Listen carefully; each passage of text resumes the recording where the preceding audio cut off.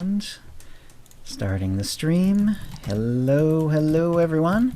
This is OotiniCast episode 360. Wow, we've made full circle. 2019, April 27th, and we've got Dr SWTOR with us. We've got Dekion and Fyonha from the guild as our guild leaders. They, of course, are back from Celebration. We talked to them during Celebration, but we're going to do some nice wrap-up. There's not a ton of extra news from when we talked with Fiber Jedi earlier in the week, but we are going to go over sort of what news there is and just sort of, get everyone's opinion and have a nice little chat. So that's the general idea. Doc, are you typing? I am. Okay. You're always the loudest typer in the room.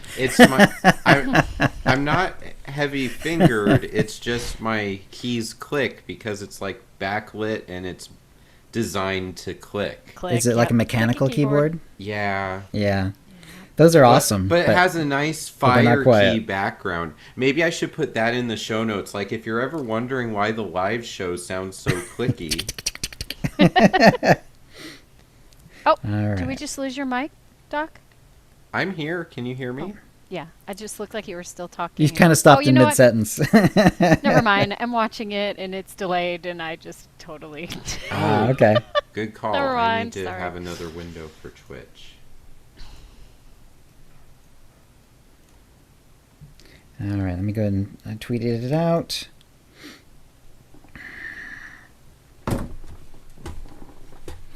All right. We get ads at the top of stream chat now. Yeah, Look at that's us monetizing everything. That's right.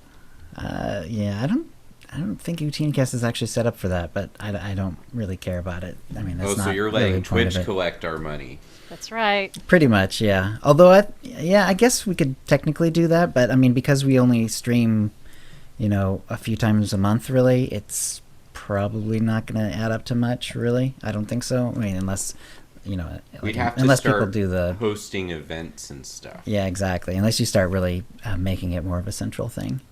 All right, but I'll go ahead and let me have a little water, and then I will get us going on the actual show.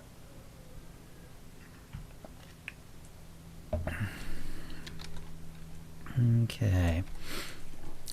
Going in 5.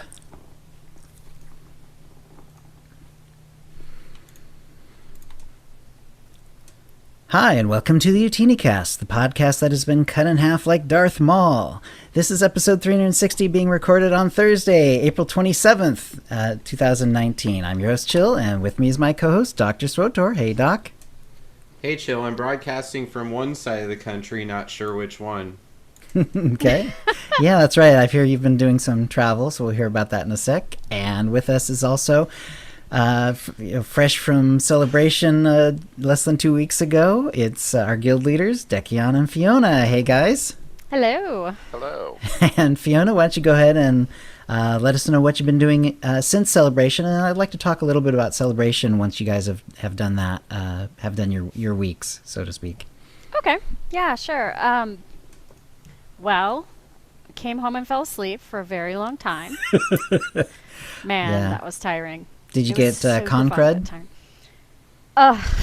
I got something. I don't know what it was, but I did get sick in the middle of the week. Yeah, that's very, very common. I don't know what it was, but actually I was sick on the first day, wasn't I? It's Thursday Yeah, I think or it Friday. was. Anyway, since we've gotten back, been trying to get my life back in order, getting back to work. I did miss a couple of days of work, which was fine with me. Getting back on to play, which was it's kind of funny being at the convention for the game, but Yeah. missing the game, like not playing for days. Right. So it was pretty funny talking about it every moment of every day and not even sitting down and opening my account. Yeah, fascinating. But been doing a lot of conquest, trying to do heroics in the planetary rampages and business like that. And I'm also trying to figure out streaming because we have been streaming the Jar Jar Jar ride. Nice. So we're doing Nice. some attempts to gather people. We saw so many people who are still interested in the game, which we'll talk about in a minute. But it really made us think about like being a little more actively, hey, we're here, we'd love you to join us kind of. Sure. Are you doing it on Twitch or are you doing it on another service? No, we're doing it on Twitch. Okay. What I'll have to do then is, what is the channel? Utini Guilds. Utini Guilds. Okay, awesome. What I'll do then is I will, I'll have to get into the UtiniCast account and we'll have it do an auto host so that it also hosts you on the UtiniCast channel. Cool. Yeah. Yeah, we have, I think, 5 of us that are setting up to stream. And then we can stream to Utini Guilds or we can stream on our own. So it's kind of, you have to set it up with the stream key. But it's fascinating and interesting, and I'm trying to learn all of this OBS and Twitch and overlays and microphones and audio. Yes. And oh my goodness. There's a fair bit to it, although once you sort of get it set up, you're usually good to go, and then you can kind of add little bits here and there, when it's time to. Right. It's fun. It's very fun. I love learning, so teach me things, and I'm happy. That's awesome. Yeah, so if anyone's watching streams, then Utini Guilds is going to be streaming out the Jar Jar Joyride and probably other guild-related events. Yes. Nice. Yep. So, but that's what I've been up to. Getting back into the swing of things. Awesome. And Dex, since Celebration, what have you been up to? Almost exactly opposite. I have not been streaming. I've been helping out kind of with the coordination of that. The Utini Guild's Twitch stream is being hosted by our deck officers. We've got Jace and Sinwolf, Ducky, and Kitty Kisses, who have all been jumping in and streaming various gameplays. Sometimes it's the Jar Jar, sometimes it's other guild stuff, sometimes it's their own things. So shout out to Kitty Kisses. If you see him on, he is hilarious. You got to watch his stream. Awesome, yeah. Since Celebration, we've been running a bunch of ops, just kind of getting back into the groove, like Fiona said. Being at Celebration for almost a week, it seemed like a week, sort of kept us disconnected from almost everything. We elected to stay at home and drive back and forth between home and Celebration. So we were up at 5 or 6 in the morning to drive downtown, and then getting home at 11, completely beat. Wow. Ready to get back, back into the swing. So right. Getting back into the game has been fun, and then of course, once we got back, that's when the double XP CXP event started. So nice. no time to rest. Jumped right in and leveled 2 tunes up to 70 using the bug hunt on the M side. Right. Ran some ops last week. We did Scum and Villainy. And then Saturday night we jumped over and we actually one-shotted it, did Temple of Sacrifice, which was a lot of fun. Okay, good. And, wow. Then on Wednesday we did just an EV fun run on both Utini Nights and Utini Rage. And then last night we did the Ravagers for the Jar Jar, which is pretty cool. Oh, that's nice.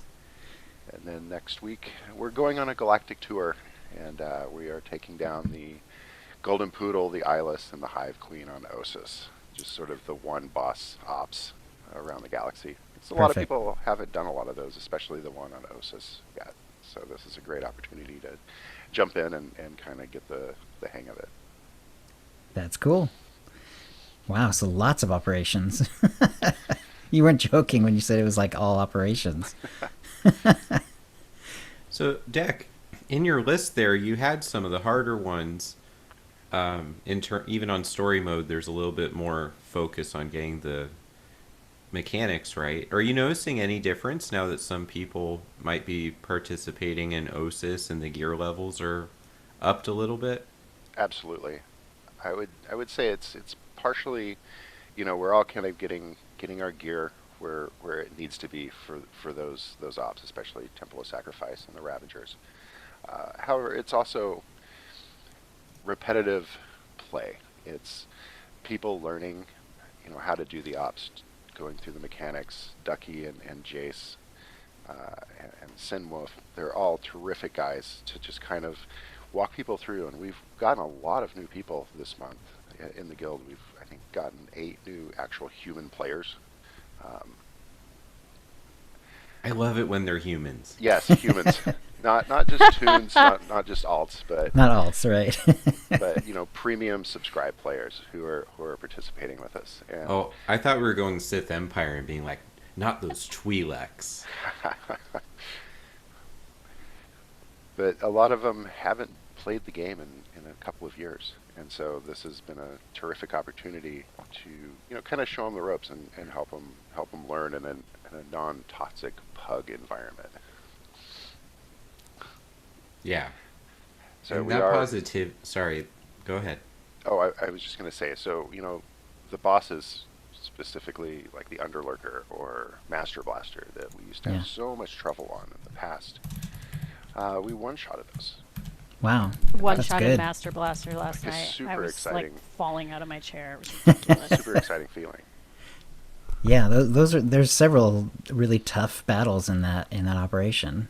It is really good that you were able to get that down in one go.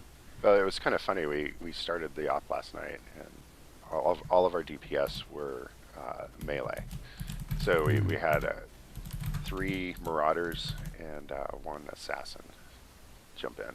And as you know, Master Blaster is not exactly melee friendly, so we weren't really sure what to expect.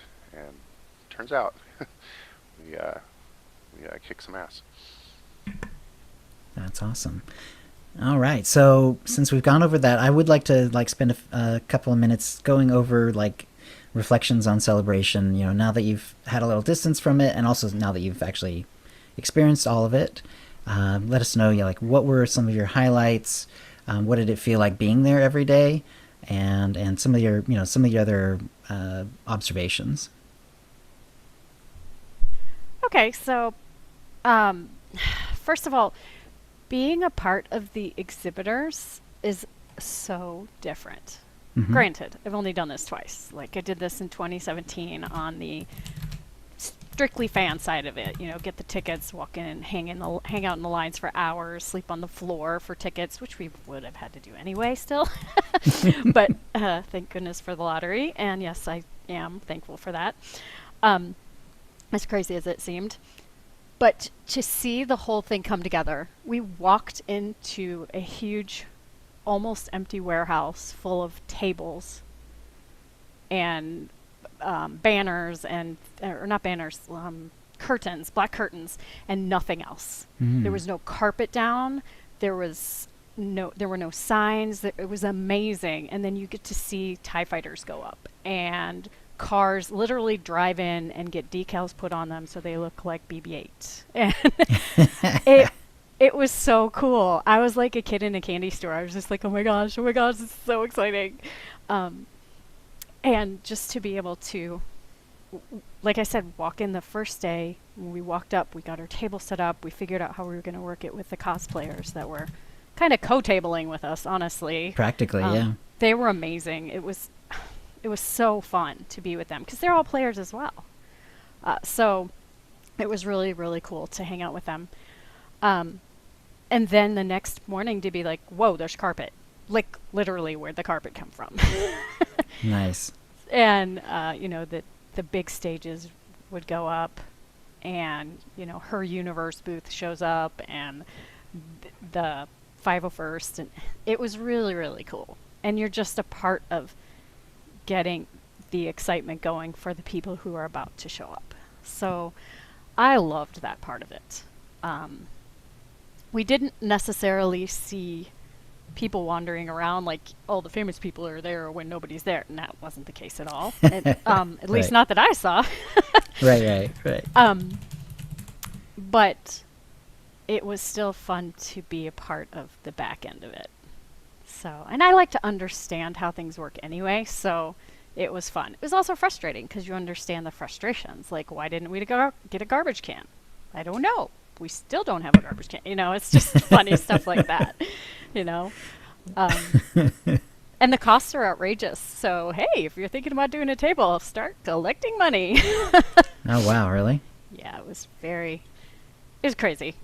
Yeah, because we were thinking about putting up another another curtain, which ended up being a bad idea, and we were glad we didn't do it because nobody would have seen us. It would have definitely impeded sight lines. Yeah. But it's like $500 or a little bit less just for them to come and put a 10-foot curtain up. Wow. Yeah. Wow. So we were like, Goodness. nope, we don't need a curtain. We're good. So it's definitely a business. But once the people show up, that's when the energy gets going, and you know, you get to see the cosplay, and you get to see people who see Star Wars The Old Republic and they're like, whoa, you guys are here? And it was very, very cool. We're like, yeah, we're here and we still play, so come back. Now, other than like the cosplayers who are part of the SWTOR cosplay right next to you, what are some of the cosplays that really stand out to you in your memory? Like, oh, you know, this was like really accurate, or this was really amazing, or this was really funny. I think, well, I'm always impressed with the troopers. Like the level of the commitment detail to the details, Yes. to staying in character, to everything. Yeah, the troopers amaze me. The Darth Vaders, you know, the people who, the Wookiees. Oh my heavens, these guys walking around on stilts all day. It's just crazy. Wow. We had a Wookiee parade go by us. It was probably 15 Wookiees. It was so cool. But yeah. And none of them were just exceptionally tall people. It was mostly actually still people with stilt costumes. It had to be. They were Wow. huge. They were huge. I'm sure there were normal human-sized Wookiees there as well, but this parade was definitely like gigantic Wookiee-sized Wookiees. Nice. So, and someone told me at one point they saw one of the Wookiees take his head off, basically, because he was just hot. He just couldn't do it anymore. He's like a 13-year-old kid. The guy was like, whoa, are you kidding Wow. me? So it was pretty cool. Right. Yeah. The reason I mentioned the humorous is because I remember like some of the funny ones, like when you see someone who has like their kid dressed as Yoda as a backpack and they're dressed up as Luke, that sort of thing. Yeah, those were fun too. Yeah. So, were there any weird or funny ones this time? You know what? I feel like I didn't get out and about as much as I did last time, just to look around at costumes. Not complaining. I loved it at all. It was a totally different experience. Right. How about for the cosplayers who were right next to you? Like, what were some of the outfits that you really liked from them? There was a guy, his real name is Tom. He does Luke Skywalker, and he does many iterations of Luke Skywalker. And he has the most beautiful costumes. He had two of his costumes just on bodies, basically, at the desk, so people could come and look. And the leather work and the fabric, it's probably movie ready. I mean, it's that good. Wow. So he was pretty cool to see. One of the funny ones was Force Ghost Luke. I think I saw a picture of that. Yes, where they used blue, like really gauzy Yes. fabric over like a regular outfit to make it look like he was a Force ghost. Yeah. Yeah. That was And from a pretty distance, awesome. it looked pretty cool. Up front, when you were close, you were like, "What are you trying to do now?" But when you were from a distance, you were like, "Whoa, that's so creepy." But yeah, it was cool. It's cool looking. That was such a clever idea when I saw that picture. Yeah, I was Yeah. like, it's like that is so cool because it's really hard to, special effects. You can't really do them normally. Right. I mean, you can add a few LED lights or whatever, but thinking of something that actually creates some of the effect of being a Force ghost is pretty cool. Pretty cool. Yeah. Yeah. Yeah. And I got to experience Twi'lek Leku for the first time. So You mean like wearing them? no, I didn't wear them, but one of the guys who was a cosplayer of the Old Republic, he'd been there a couple days, and so I was comfortable with him. I was like, okay, this is a weird question, but can I touch your Leku? And he's like, oh, yeah, let me tell you about them. And so he has these Leku, and they're made by someone in Portland, actually. Oh. They're My neck of the woods. silicone, and the way that they go on, it's like the silicone touches his scalp around like his forehead and ears and all that. And he said that because the way silicone works, it's actually, he can feel if someone like pinches his leku at the bottom, because people do that apparently. They just come up and touch things. I'm like, it's a part of your costume. Why are they touching you? Right, but he can always feel it. And he said he whips around and is like, do you want me touching your butt? That's why there's signs everywhere Yeah. at every convention that cosplay is not consent. Right. Exactly. But it was That's interesting. So I guess because silicone, it would transmit the movement, and because it's attached to his scalp, he feels like this little wiggle when someone pinches it. It's like a little wiggle on his scalp. Oh, okay. Yeah. That's amazing. It was amazing. And it's kind of cool because, leku, of course, are supposed to be like this touch-sensitive organ that the Twi'lek use to like communicate and stuff like that. So.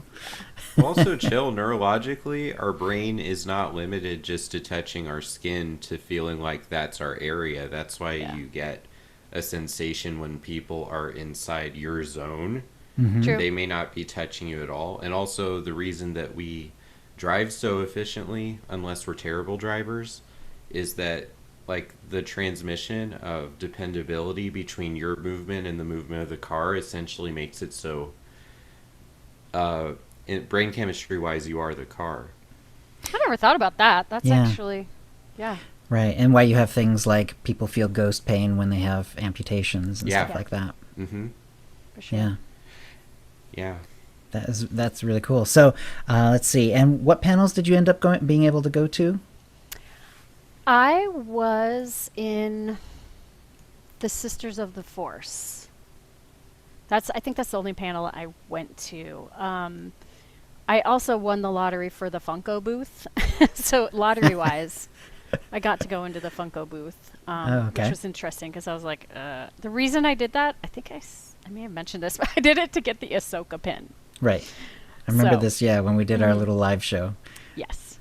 So I just wanted the Ahsoka pin. Got in the line, found out you have to buy something to get the Ahsoka pin. Right. So I ended up buying a bunch of stuff. But I got an Ahsoka pop, and Who won the lottery? Was it you or was it Funko?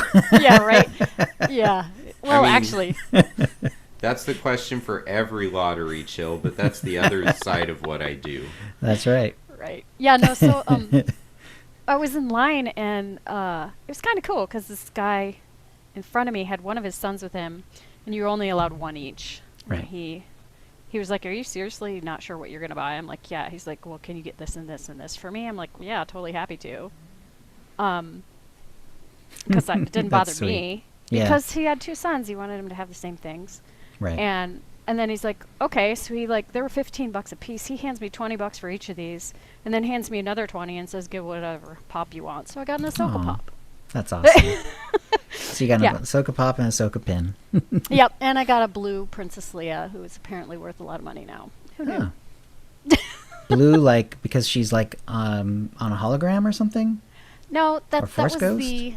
the Star Wars 2019 celebration thing they did was blue chrome. So the 6 that were specific for this celebration are blue chrome. So they had Yoda and Watto. No, maybe not Watto. Yoda, Princess Leia. Why can't I remember the Wookiee's name? Chewbacca. Duh. Okay. Chewie. They had 6 of them. I can't remember the others. But and these so are all I got for one of Funko each. or this for Funko? Okay.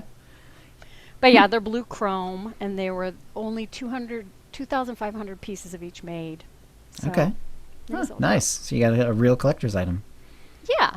Not that I actually collect anything, but yeah.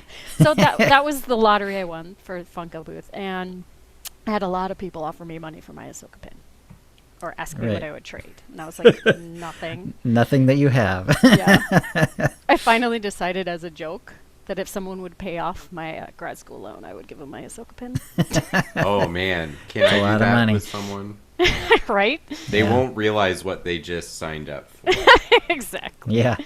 But it was a joke, and it was funny, and nobody's going to offer me that, so that's fine. Because I'm not going to let them have my Ahsoka pin. Dek, did you get on any panels? Did you get to watch any panels? I did. I got to go to the Episode 9 panel, which was amazing.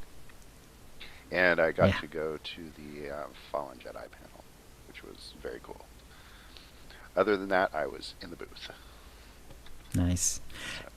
So yeah, you guys literally talked to just hundreds of people every day over the course of, it was 5 days, correct? It ended up being, It was Thursday to Monday. Thursday through Monday inclusive. That's that's a lot of people.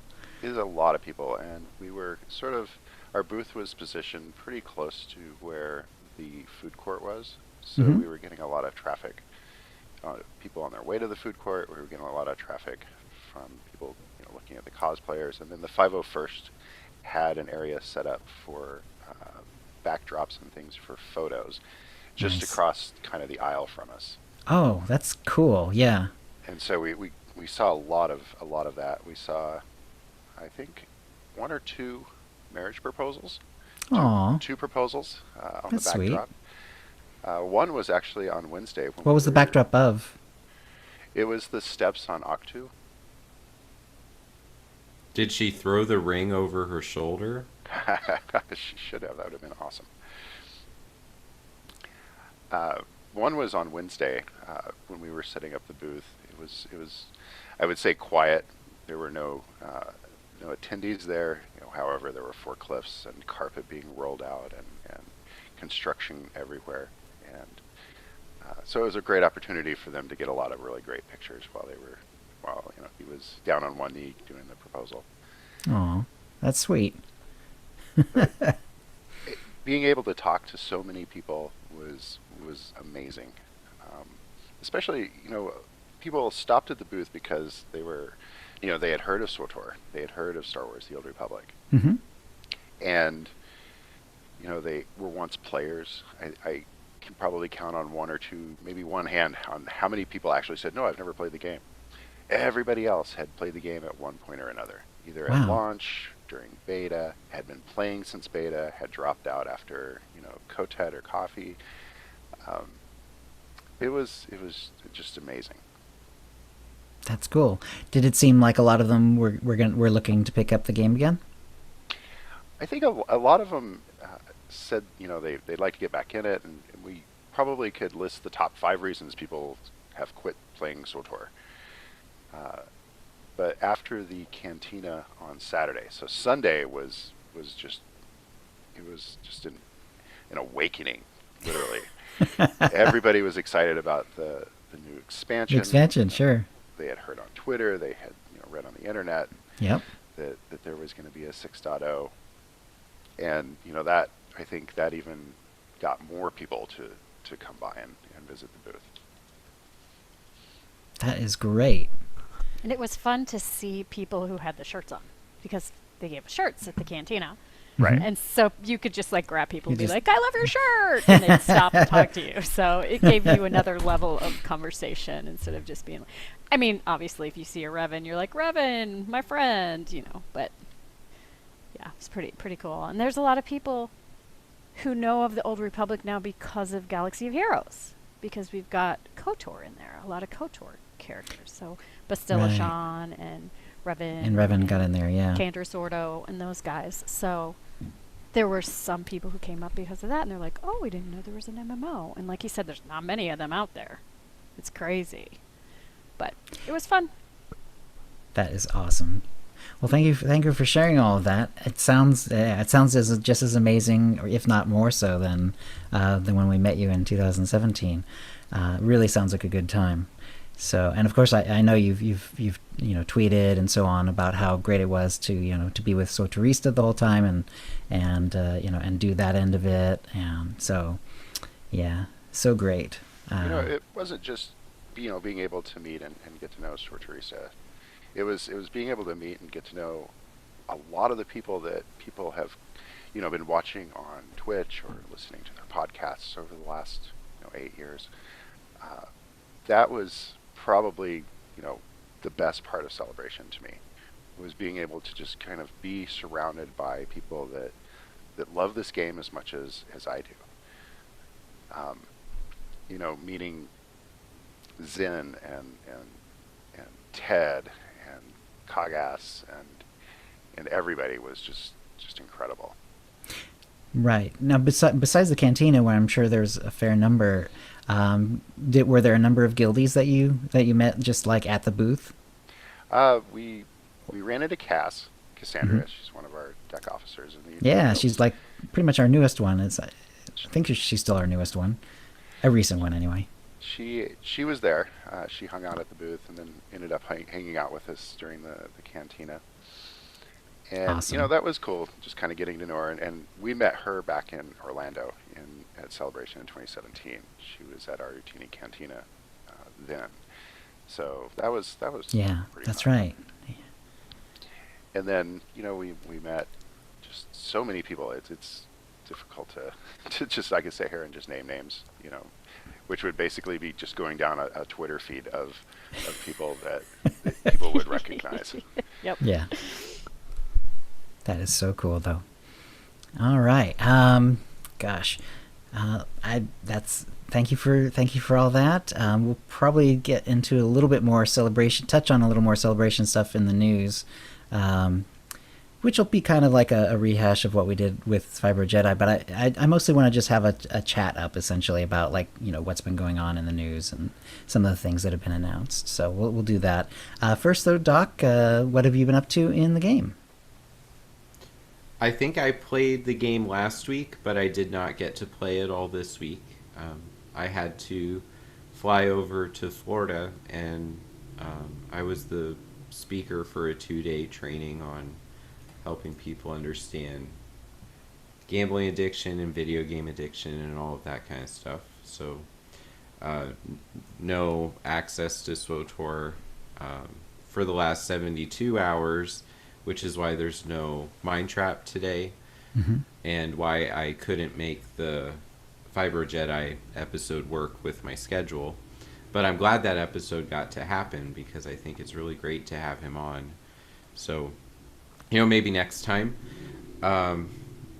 So, as far as the game, Dekion shared that the Joyride has been doing a lot of different ops, and my interest in how they felt Temple of Sacrifice and the Ravagers has changed in terms of the story mode end game with the new gear. Is that the last op I got to do was a story mode Temple of Sacrifice. I think it was Saturday, almost afternoon Pacific time, and I just wanted the Masterwork Crystal and for the weekly event from OSIS.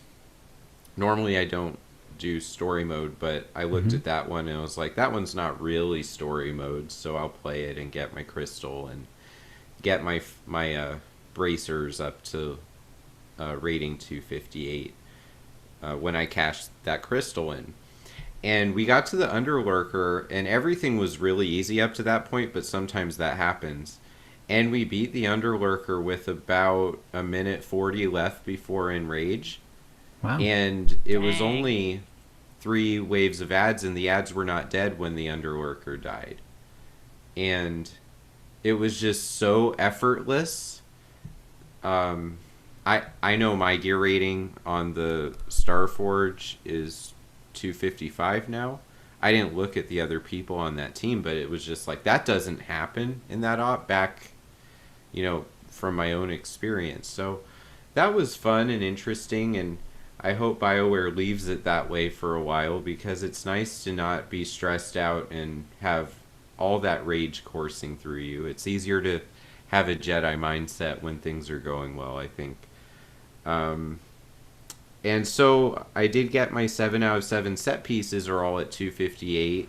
Wow. So I had in my mind that when that happens, I will finally use the Exarch meditation gear set that you get from the Star Fortresses.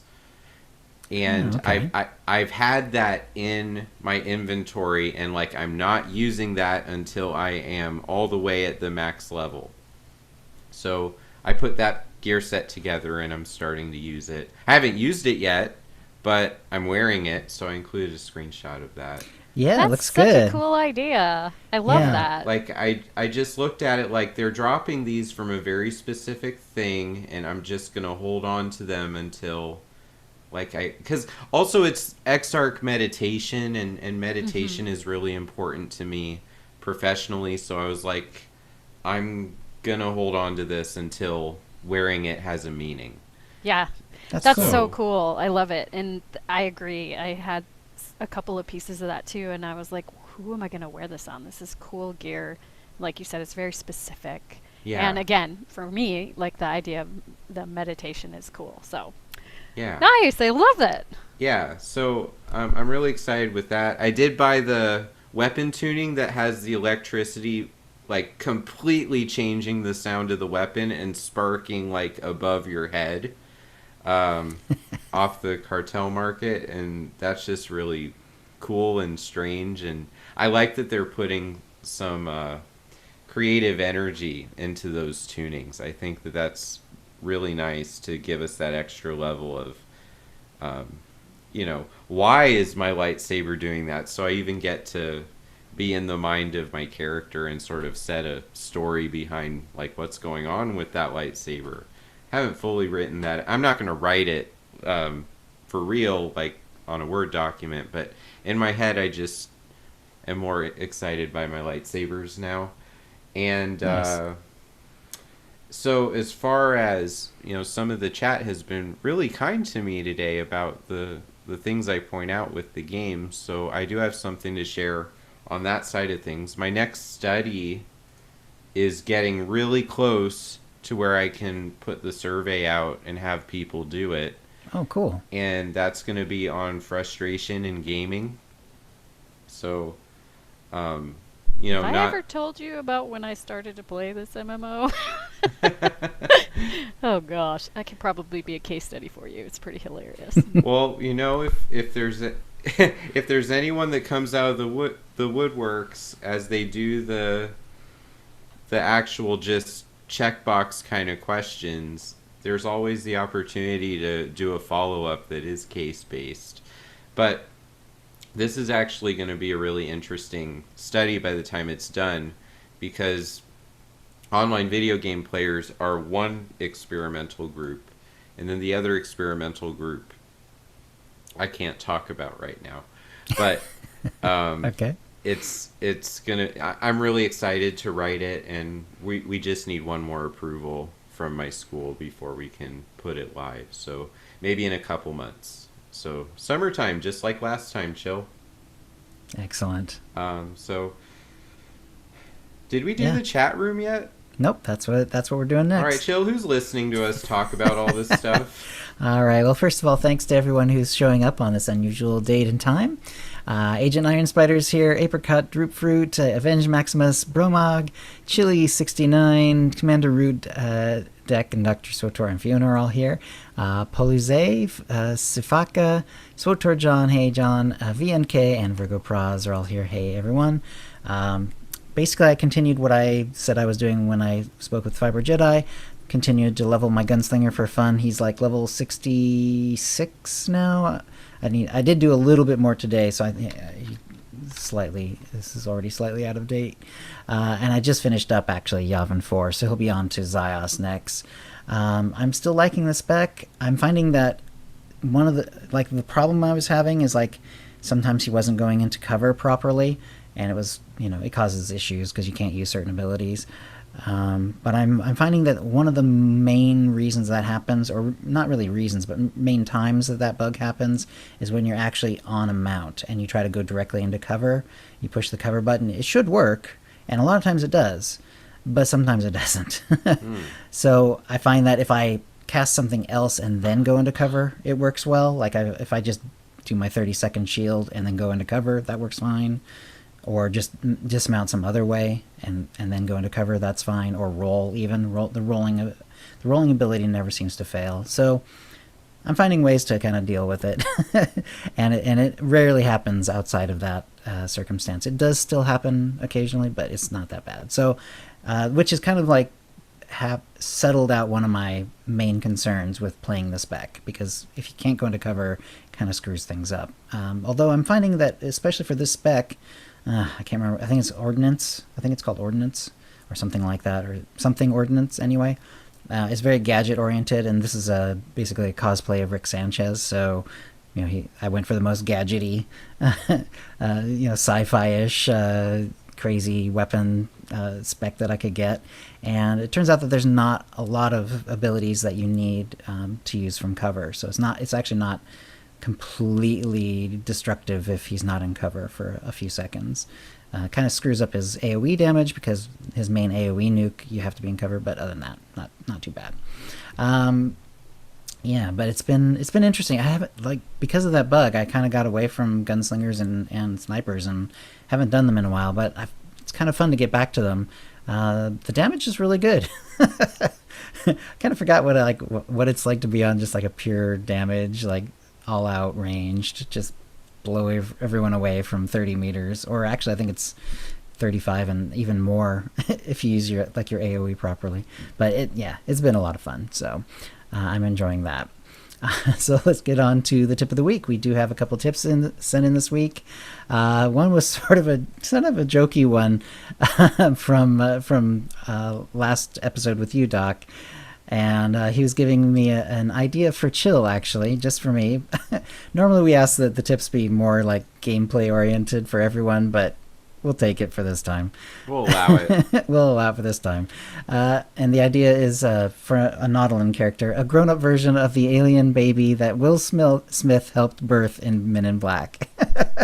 It's true. That's definitely another Nautilin, essentially. I think I've seen memes about that, too, where it shows, Will Smith and the baby, and then it shows one of the Jedi, one of the Jedi Masters who are Nautilins, all grown up now. So that's pretty funny. So thank you, Jason. Appreciate that.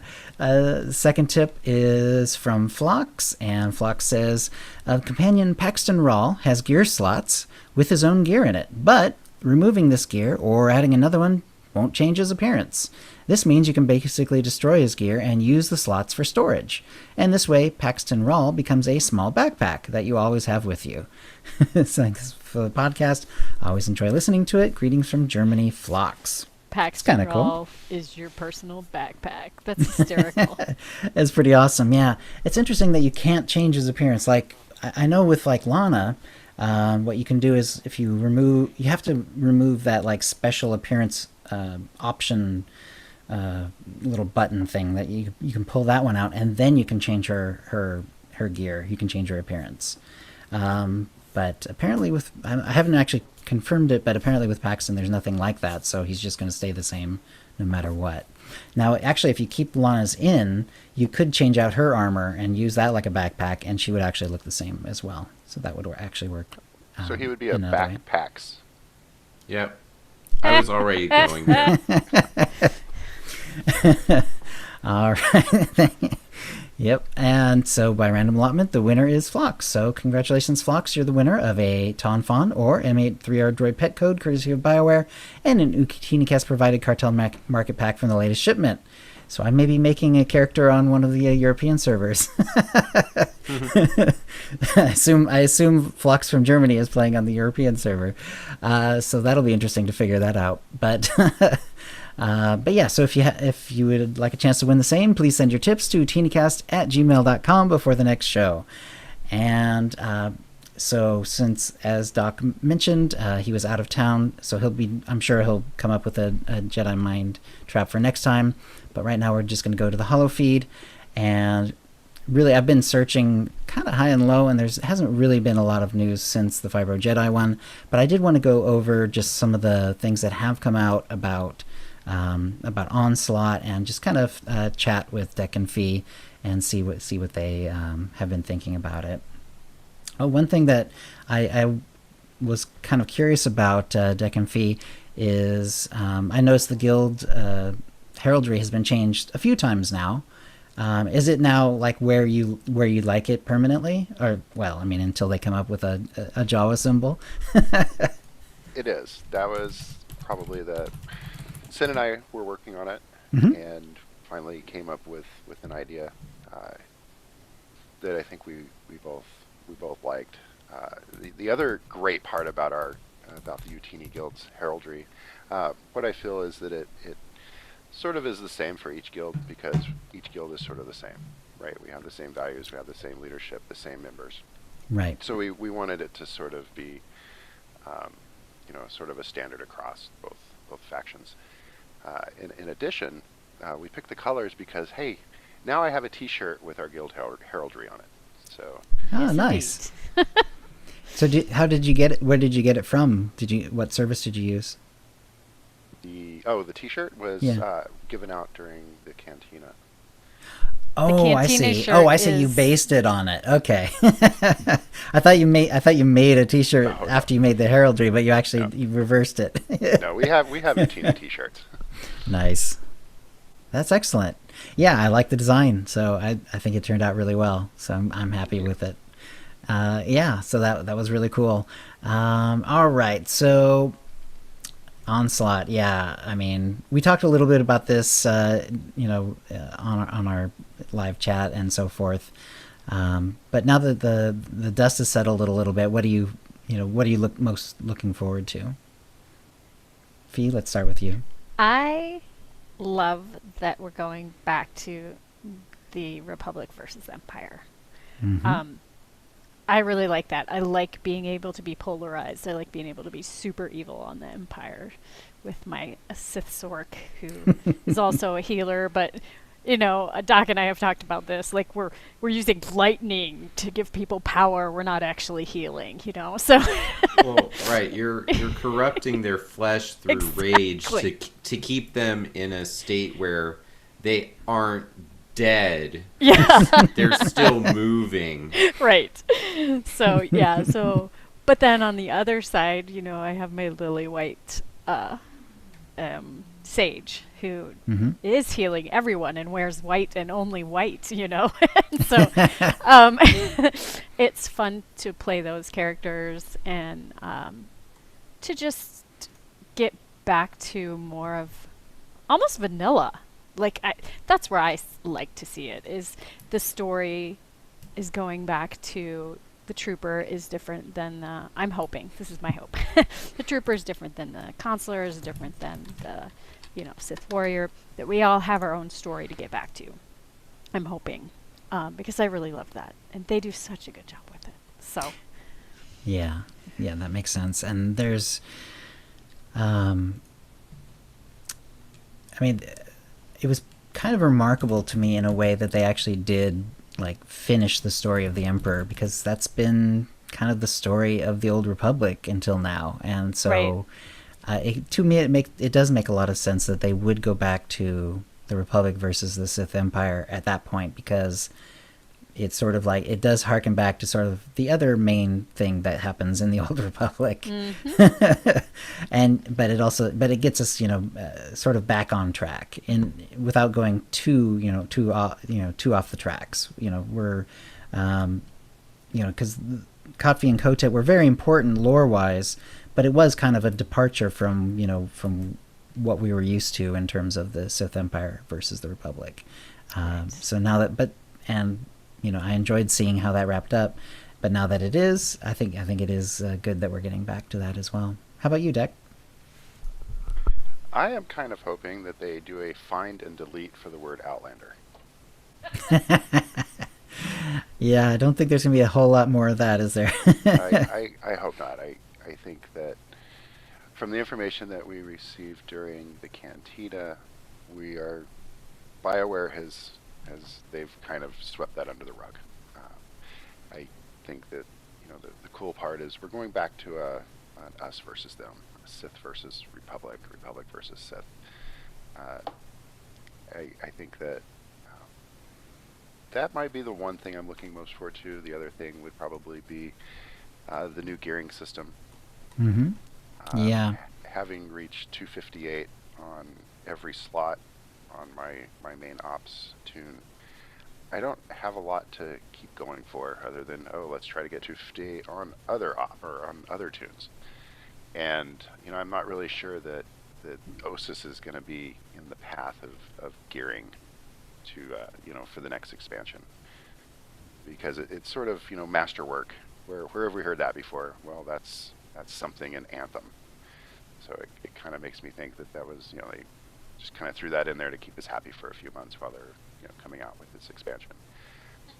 But with the spoils of war that they brought up, I think that's going to be super cool. The way they explain that, you'll get to play how you want to. Mm-hmm. You're not glued to one set bonus. Yes. Yeah. You can have different set bonus. You can have tactical items, and they did reiterate over and over that gear drops and tactical item drops are going to be increased a lot coming up in 6.0. That it's still going to be RNG. They told us that we'll never get rid of RNG. However, if you're getting more drops and more loot, then that RNG, it doesn't hurt as bad, I guess. The law of large numbers tells you that you'll get to a good place faster most of the time. Right. Yeah. The other thing that really kind of stood out, and listening to Doc talk about gearing his tune, is that the left side is going to be legacy now. So I'm going to be able to transfer my implants and my earpieces and my Hallelujah. relics. Right, and the relics, yeah. I'm so happy that they're doing that too. Yes. That's the best thing ever. Yes. I mean, we can transfer everything but those, and that's such a pain. So we see players that have 258 right side, and then 242 left side. Right. And it's like, oh, you have a great alt. You have a somewhere, main but and it's an not alt, this one. yeah. And to add to that, I have 4 or 5 sorcerers on the Starforge specifically because of Osis. And so all of them are like team tackling that planet to get my 7 out of 7. And now just the one tune, only his effort Right. has any impact on those last 7 gear pieces. Yep. And that's really frustrating. Yeah, and Esri. I mean, she's my ops tune. She's the one that everything funnels to. But I have the other, however many assassins and shadows that were basically her slave labor, that were running Osis and grinding Osis so they could get the master crystals. And I got 3 now. I can go upgrade this piece of gear. And then because I'm a min max person, my gloves and boots, I couldn't handle having the accuracy enhancement. I had to have a crit enhancement in those. and so I had to go grind extra for the Force Lord stuff, just to pull out that one enhancement out of those 2 pieces. Wow. So being able to move the gear and things like that easier between tunes, that is going to make a huge difference, especially since events like Dark versus Light a few years ago forced us to have so many tunes. Yeah, it's really confusing what their mission has been each year of the game. It changes the way we seem to be funneled into playing. Right. And of course, I'm excited about the new op. They didn't really say if it was going to be released all at once. They didn't say if it was going to be sort of like a Gods from the Machine, where they released an ops boss every few months and stretched it out, or if it were just going to be one ops boss, which I kind of highly doubt. It sounded like it was going to be an actual raid. Right. So, yeah, and I was noticing that they are going to do stuff on Onderon, and then the operation on Duxon is one of the moons of Onderon. So there's a lot in that solar system that's going to be going on. So I'm not sure why they're doing that with a connection between the planet itself and then one of its moons, but there's got to be a story reason for that, I got to figure. So it'll be interesting to see why they decided to do it that way. Right. Plus, we get a level cap. How long has it been since we got a level cap increase? 2 years, right? Last expansion's been a little while, so yeah. Yeah, and a new ability. So let's right.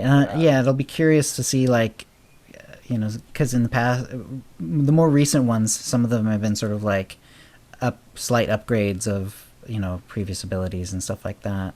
It'll be interesting to see like how many of them are actual like new abilities, and how many headaches do I have to figure out what I'm going to take off my bar.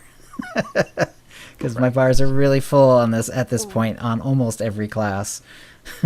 Yeah, but they're changing that all up, so here we go. I'm just really hoping that my sorcerer can steal Phantom Stride from the assassin, and they remove that move, because you apparently no longer need that one either. As long as you give us phase walk back. I am all for you guys getting phase walk back. This is actually why I so publicly make fun of how ludicrous that is as often as I can. Because I want to pretend that the people at BioWare hear my voice every once in a while. And I think they do. So give the assassins back phase walk, please. It's really driven a wedge between me and Dekion. It has. But let us keep Phantom Stride too. Right. Oh yeah, don't give sorcerers Phantom Stride. We don't have melee moves. That would make no sense. Right. And we already know that I'm thinking of cosplay characters for Nautilins. Are you guys going to be making Nautilins? I have no interest in making a Nautilin. I might be the only one. Chill, I'm so I sorry. still don't have a Cathar. Oh, see, I have a Cathar, but yeah, I don't know. I do humans. I'm so boring. I'm so boring. How about you, Deck? I'll probably make one just to see what it looks like.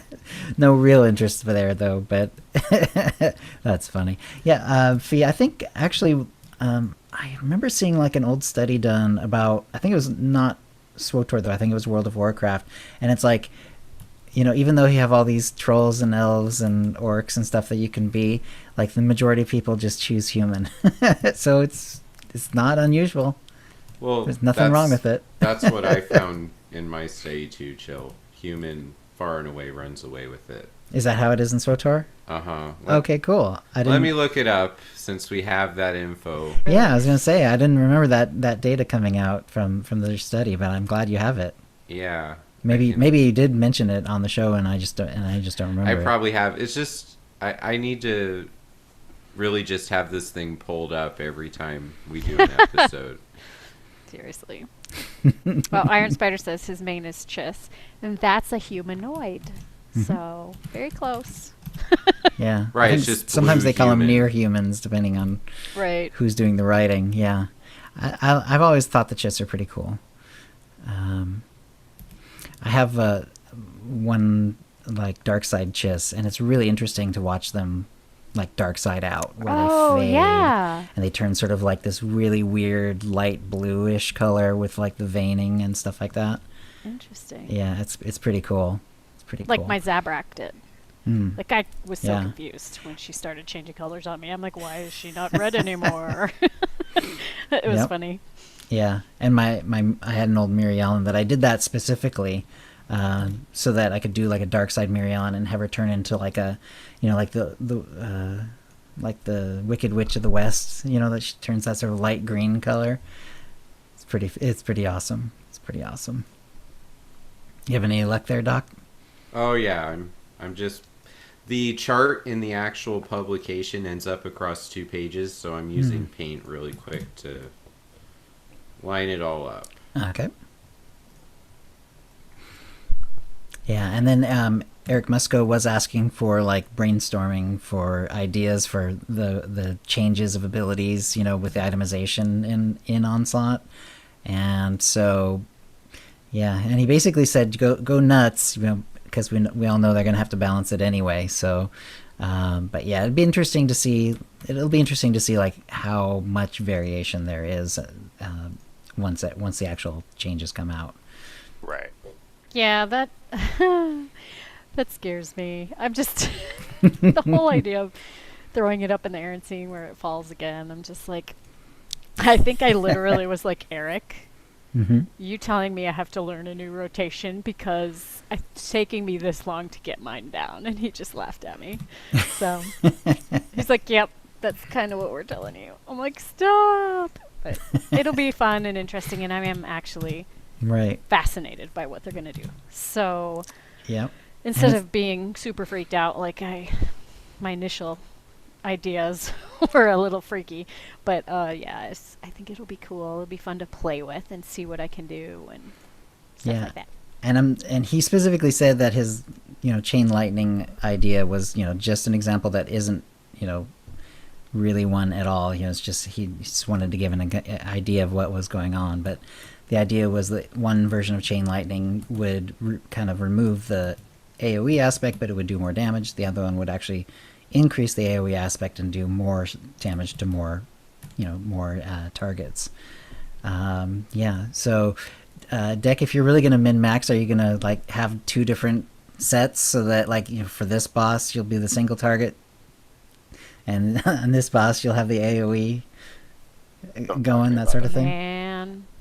Well, that's also interesting in terms of what parsing looks like, because you would never use the AoE gear set if you're trying to put up nice parse numbers. You would go full overload on the single target bonuses. Mm-hmm. And then, but that doesn't necessarily translate into what you need in real fights sometimes. Mm-hmm. So that's an excellent point, Chill, that you'd have to invest a lot of energy into having multiple sets of gear. Right, and that's why they were talking that the gear is going to have an increase in drop rate, so you can get those additional sets. Right. Because there's going to be set bonuses for things, and he gave examples like crafting. So you can wear gear and it'll help you craft, and it almost sounded like the guild perks were sort of maybe a hint of what was going to come, but that was for a guild level, but this would be for the character level. So you could, drop in a tactical item that helped you gather 3% faster, or your crafting. Right, create a few percent more, that sort of thing. Yep.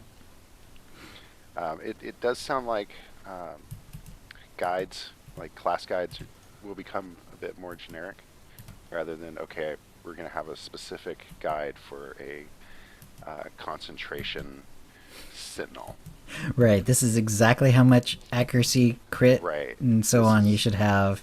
Here's your rotation, this will proc this and this will proc that. But if we have many different sets of set gear and different set bonuses, then it would almost be next to impossible to come up with a rotation for everything. Right. At the very least, the guides would be a lot longer if they decided to go that way. So. Right. Well, you'd have to start the guide out with, this is the spec and stat optimization that this guide is designed for. Mm-hmm. Right. I'm sure. And the community probably will come up with really catchy names for the different specializations that we come up with.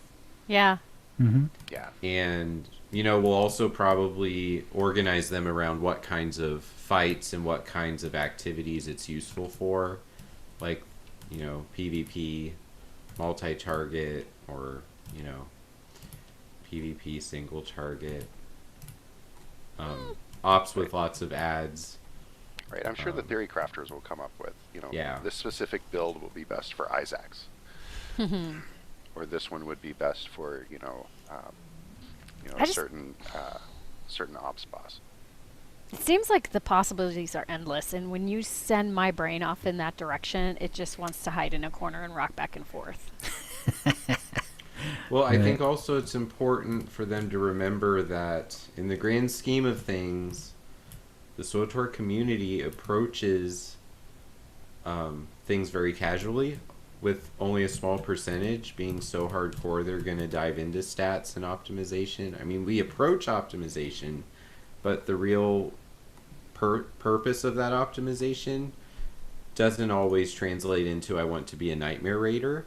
Right. And so if they make the gear this complicated, it could accidentally become a barrier for entry to a lot of things. Mm-hmm. If the content doesn't also become a do this how you want it kind of thing, then go ahead.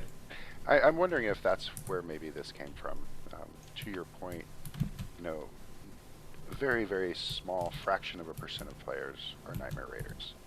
And having some of the gear behind a Nightmare mode Isaacs, where it was basically out of reach for 99-point-something% of the community and the player base, maybe their feedback said, hey, we want to get in-game gear, we want to get max game gear, but we want to max game gear for our playstyle, for PvE or PvP or raiding or flashpoints or uprisings. We don't necessarily want to have to jump into a 4-hour op in order to get that one little mat so I can go build a 258 main hand. Yeah. Mm-hmm. So I'm just hoping that with these changes, they also have playstyle adjustments that come with any major expansion that match up with their philosophy, right? If the philosophy spreads across all elements of the game, it will be great. If the philosophy is just, there's now 49 different customized gear approaches for Sith sorcerers and Jedi sages.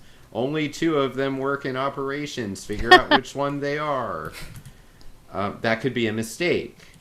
But if the operations at story mode and hard mode are more along the lines of, 38 of these 49 styles of gearing your sorcerer will make you viable, and then nightmare mode, it's like, yeah, you really need to choose between this one and this one, the other 47 are less effective, then I'm fine with that. Like, having nightmare mode really be an elite, like, this is really the only one that's going to work. But, then, still you're keeping your content approachable for your community. Right. And I hope, I'm sure they're already thinking about that, right? Like, do you have the numbers from yeah, that I put thing? them in the Jedi Yeah, Mind they're in Trap part of the notes. So Okay. human, back in pre-Kotfi, when I collected the data. But remember, over 500 people are in here, so statistically the significance for a population of 1 million people or more would be set at 400 participants. So this is pretty strong that 46% just pick human to focus on playing as. Mm-hmm. And then cyborg is The most common. 11%. Yeah, it's the most common of the rest, which is Right. basically human with some hardware. Exactly. Yeah. So, going back to that point about Chiss also being humans, but they're blue, and they carry 6%. Mm-hmm. So 6.5. So, it's pretty much human centric, and you could argue that there's a little bit of us where we want to be us, but in a Star Wars game. Right. Oh, yes. Yep, Yeah. absolutely. All right. I think I think we're pretty close to where we need to be here. There is going to be a Star Wars Day sale coming up. So collection unlocks 50% off, 50% off appearance options and appearance designer changes, and 40% off available stronghold decorations, 35% off available mounts are going to be coming up. And the April 29th to May 6th is the period, although it sounds like those are actually going to be kind of broken down. Like, the sales will be different periods during that time for those different sales. It's not necessarily that those sales will be for that entire time. They will give an article highlighting which will include specific times for these offers soon. Hasn't come out yet though, but yeah, I'm looking forward to the collection unlocks. Like I said, to Fiber Jedi, I've got some some tunings that I've used and I'd like to use again, but yeah, they're a little expensive, and I think with the collection unlock it'll be a big help. So yeah. Yeah, I just want to mention along with that is going back to Celebration, we did the raffle, and we gave out a ton of codes, and SWTOR is doing a giveaway. If you're holding on to your code still, go put it into this website, because she's going to do that drawing on the 5th. So you'll still have a day to buy things if you win a bunch of credits from her or something. So. Right. She's Nice. she's already handing out prizes from that. So Yeah. Yeah, she was tweeting about how she was starting to send stuff out. So yep. yeah, all right. If there's codes to put in, yeah, get them in. Get them just in. a reminder. Yeah, she hit. I can't remember the number. It was definitely over 1 billion credits worth of stuff, and that's just in the actual items that she was giving out. So, yeah, she had a lot of prizes to give, and so yeah, if you've got our official line was 1 billion credits and 200,000 cartel coins worth of merchandise. Whew, Wow. that is a lot. That cartel coin amount is impressive. Yeah. Yeah, it's a little bit stunning. So if you don't hear from her on Twitter for the next week, it's because she's doing nothing but shopping. Yeah. I guess we'd have to confirm this, but that sounds like, outside of stuff that was directly done like at cantinas or whatever, that sounds like probably the most cartel coins that have been given out, like, in one go, for as prizes. That's pretty cool. Yeah, Yeah. I wish we had the numbers on how many people actually entered that raffle. It would be fascinating to know. Yeah. All right. Is there anything else you wanted to say about Celebration? Either anything you saw at the panels or anything else like that? I just want to say again, because I just completely forgot to mention it, Mhm. the people that we met, like Medulla's in chat, we met him. Yes. We got to meet people we've played with that we don't actually know. We got to meet, like I said, the cosplayers who all play the game. So it was just amazing to see in person and find the kindness of the humans. And everyone was really nice. And I've only been to these 2 Star Wars conventions, so I don't have a lot of convention experience, but everyone has told me that if you're going to pick one, that's the one you pick, because everyone is kind. And of course, there's always moments that people have. We're human. But that was my experience. Everybody's You're so kind. more understanding than me, Fee. Well, I really found everyone to be very nice. I mean, like I said, people have their moments, Don't Right. get in someone's way when they're trying to get to their blue Funko. Oh. But yeah, I it was have pretty cool. one And I thing, Jill, appreciate everyone being there before- who came up and talked to us. So thank you if you were there and you got to see us. Cool. And Doc, you had something? Yeah, one more thing. Chill, what are you thinking about Anaheim next year? Oh. Yeah, it'd be awesome. I'd love to do it. We'll just have to plan it better. Now, my son will be out of high school, so maybe depending on what things are going on with that, I might be more free. So, yeah, that might work. Yeah, so just my take as a person watching Celebration, not from Celebration, is I'm just going to be honest with our community here. I've been really struggling to maintain a cheerleader kind of attitude about Star Wars. Like, I love it. A lot of who I am is because of it. But it got really hard the last year. And I saw so many things in Celebration that made me start to get back. So I think Anaheim is definitely in the cards for me. I wish I would have been in Chicago, actually, now that it's over and we're reflecting on it. So, Mm-hmm. Because I know our community is awesome, and I think the Star Wars community is too, at large. Just, the big decisions of where our stories go sometimes create strong opinions and affect us, and so I'm happy to see where everything's going, that, SWTOR is not the only one that can find ways to rework their dead villains back into their story for positive effect. So, looking at you, movie studios, for stealing our story, thanks. Okay, Right. never mind. I will say that in regards to Anaheim next year, planning is already started for next year's booth. So the Nice. volunteers have a special post-mortem channel over on the SWTOR fan community Discord, where we're putting our feedback from this year and suggestions for next year. So hopefully, if we get picked again, we get to do it all over. Nice. So we have a lot. This was our first year that we did this, and Swordorista's first year, and getting it all set up. And while it was amazing, we know how to make it even more amazing next year. That's going to be awesome then. All right, that seems like a good place to exit. If you'd like to play with us in the Utini Knights Guild on the Republic side of the Satil Shan server, or in our Guild on the Empire side, do a /c join Utini to join the Utini channel, then let us know you're a fan of the show. You can email questions and comments about the show to utinicast@gmail.com. Follow us on Twitter using @utinicast. You can find contact details for all of us on our website, utinicast.com, which includes how to subscribe to us using iTunes, Stitcher, and the rest. We record the show live bi-weekly, usually on Thursdays at 6 p.m. Pacific. Go to utinicast.com/live to find out how to join in. Our theme song is Doomsday by Jean-Paul Zogby. And thank you to the chat room. And thanks, Dek and Fee. Thanks for having us again.